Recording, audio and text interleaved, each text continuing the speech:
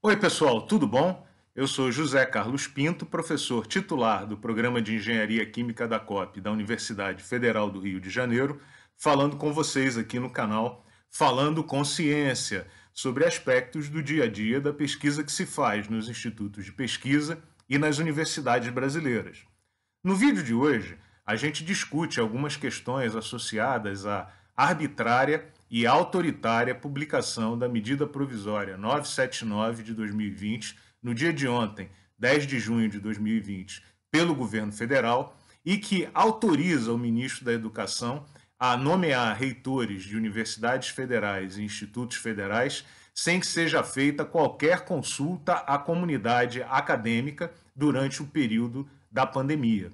A medida ela é arbitrária e autoritária porque fere de maneira clara o artigo 207 da Constituição Federal do Brasil, que garante a autonomia de gestão administrativa, didática, científica e financeira das universidades e institutos federais de ensino superior no Brasil. A medida provisória será certamente contestada e derrotada nas instâncias pertinentes.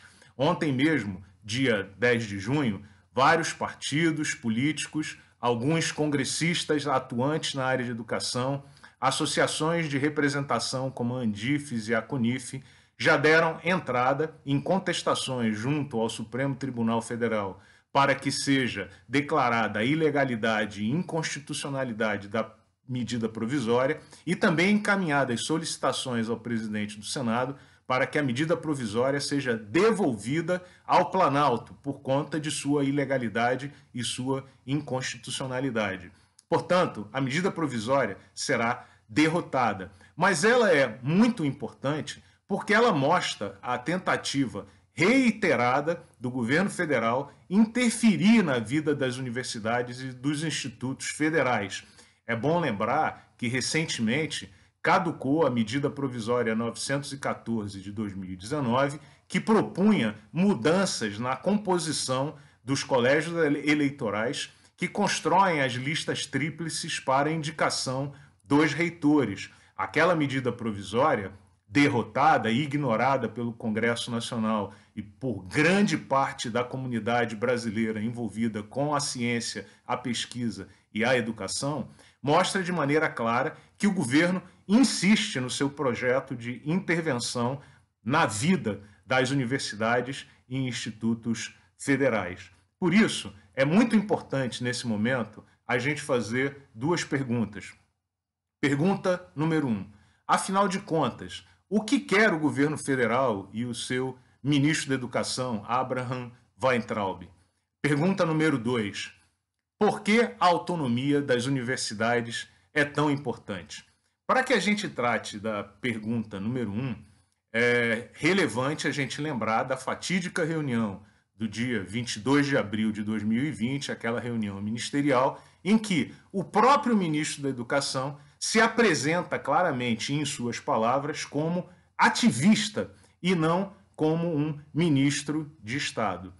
Portanto, para que a gente entenda essa tentativa de intervenção nas universidades e institutos federais, é necessário compreender que o ministro da Educação é, na verdade, um ativista e que se trata de um ato de ativismo político que atende um interesse particular, que é o de manter a chamada guerra cultural propagada e defendida pelo mentor cultural desse governo, o senhor Olavo de Carvalho. Segundo a tese da guerra cultural, só será possível controlar a narrativa e exercer o completo controle sobre a sociedade se o governo for capaz de dominar e subjugar as instituições que atuam nas áreas de educação e, portanto, as universidades, e na área cultural. E a medida provisória é uma peça dessa guerra cultural que tem que ser rejeitada. De fato, o ministro atua como ativista e não tem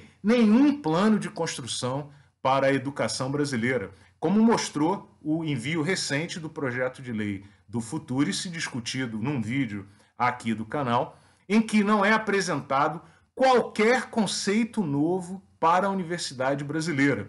tudo o que está no projeto de lei do Futurice é abobrinha e a universidade já faz, porque esse governo, de fato, não entende a educação e não tem um projeto de construção e de melhoria da educação brasileira. Diga-se de passagem, membros desse governo e alguns apoiadores falam com muita frequência na má qualidade das universidades brasileiras, o que também já foi contestado aqui num vídeo anterior do canal, e, pasmem, é importante dizer, nenhum deles, incluindo o próprio ministro da Educação, conseguiria atuar em nenhum programa de pós-graduação das universidades brasileiras, porque têm carreiras acadêmicas medíocres e, portanto, eles pregam uma excelência numa forma que eles mesmos não têm capacidade de seguir. E, portanto, é um discurso vazio, feito para terceiros, que não compreendem o mundo e a vida acadêmica que ocorre dentro da universidade brasileira.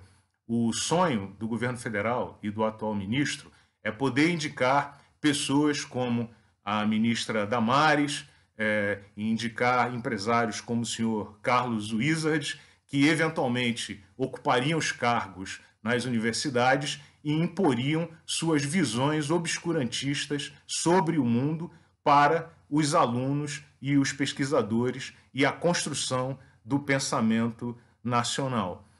Ou então, instrumentalizar completamente as universidades, como feito recentemente no Ministério da Saúde, para, de novo, impor pontos de vista e manipular informações. É esse o projeto do Ministério da Educação. E aí nós voltamos à segunda pergunta. E por que a autonomia universitária é tão importante? A pergunta número 1 já respondeu. É exatamente para defender a sociedade brasileira de maiorias que se façam eventualmente.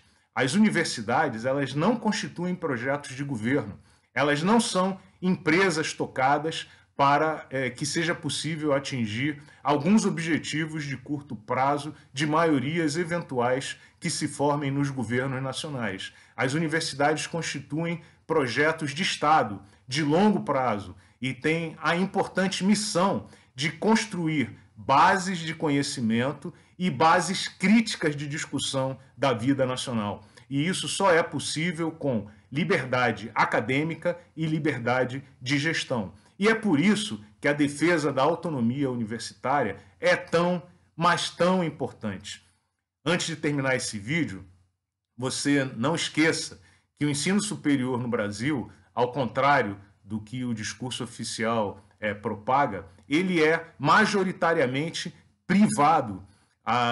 Mais de 80% das instituições de ensino superior no país são privadas e entre 75% e 80% dos alunos matriculados em cursos superiores no Brasil estudam em instituições de ensino privado. Portanto, a defesa das instituições públicas de ensino superior no Brasil é uma questão de cidadania, para que se garanta o acesso a todos à educação de qualidade e sem necessidade de pagamento, tendo em vista que nem todos têm condição de manter as mensalidades que são necessárias para pagar cursos privados. É por isso que o ataque às universidades federais e aos institutos federais de ensino superior é também um projeto, constitui também um projeto elitista de educação para o Brasil e ajuda a explicar boa parte da motivação para que seja feita a intervenção nessas instituições. Mas essa medida provisória será derrotada certamente e as universidades e institutos federais devem estar permanentemente mobilizados para defender a liberdade acadêmica tão atacada nesse momento da vida nacional. Um grande abraço e até o próximo vídeo.